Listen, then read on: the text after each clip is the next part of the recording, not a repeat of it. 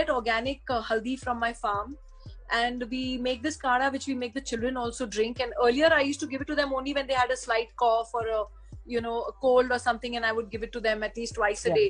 But now we've been taking it on a regular basis because of this COVID-19 scare.